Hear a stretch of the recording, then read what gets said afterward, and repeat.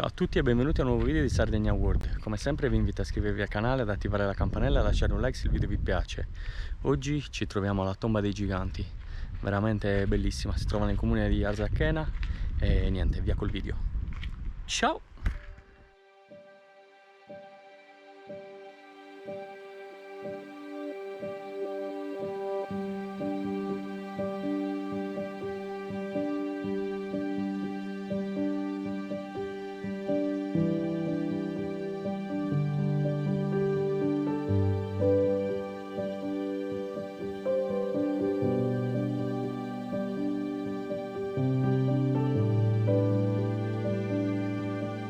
La tomba dei giganti di Kodduekiu è uno splendido esempio di architettura funeraria nuragica. Si tratta di un imponente sepolcro collettivo che probabilmente accoglieva i defunti del vicino villaggio di La Prigiona.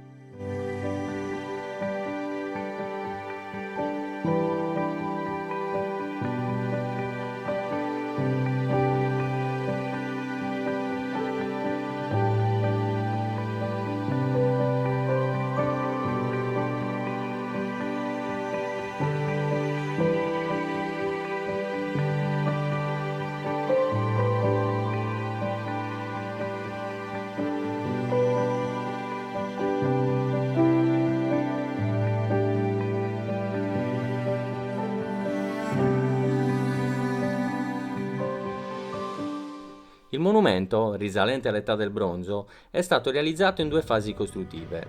Ad una troviamo la tomba a galleria, che è stata costruita intorno al 1800 a.C. ed è lunga circa 10,50 m, mentre la seconda parte, che risale intorno al 1600 e 1400 a.C., è la parte dove troviamo uno spazio semicircolare delimitato da una serie di lastre infisse nel terreno, con al centro una grande stele centinata, alta circa 4 metri, decorata da una cornice in rilievo e dotata di un piccolo portello alla base che serviva probabilmente per deporre delle offerte all'interno della tomba.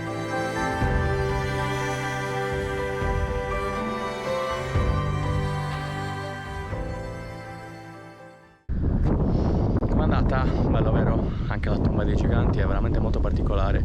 E niente, consiglio come sempre di venire a vederla dal vivo e ci vediamo al prossimo video da Sardegna World. Ciao a tutti, ciao! Cucù.